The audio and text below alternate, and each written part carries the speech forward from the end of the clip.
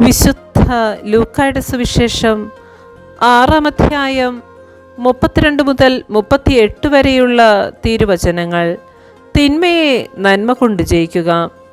നിങ്ങളെ സ്നേഹിക്കുന്നവരെ നിങ്ങൾ സ്നേഹിക്കുന്നതിൽ എന്തു മേന്മയാണുള്ളത്?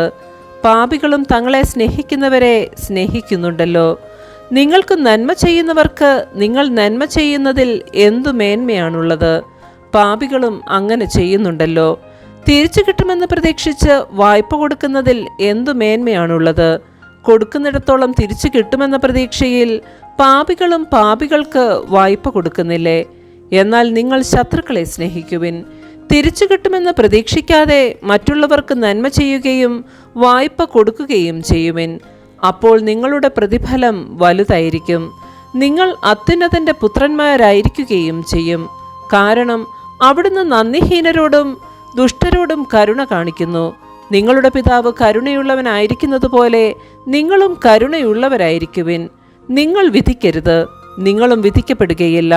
കുറ്റാരോപണം നടത്തരുത്, നിങ്ങളുടെ മേലും കുറ്റം ആരോപിക്കപ്പെടുകയില്ല. ക്ഷമിക്കുവിൻ, നിങ്ങളോടും ക്ഷമിക്കപ്പെടും. കൊടുക്കുവിൻ, നിങ്ങൾക്കും കിട്ടും. അമർത്തിക്കുലുക്കി നിറച്ചളന്ന് അവർ നിങ്ങളുടെ മടിയിൽ ഇട്ടുതരും. നിങ്ങൾ അളക്കുന്ന അളവ് കൊണ്ട് തന്നെ നിങ്ങൾക്കും അളന്നു കിട്ടും. നമ്മുടെ കർത്താവായ മിശിഹായ്ക്ക് സ്തുതി.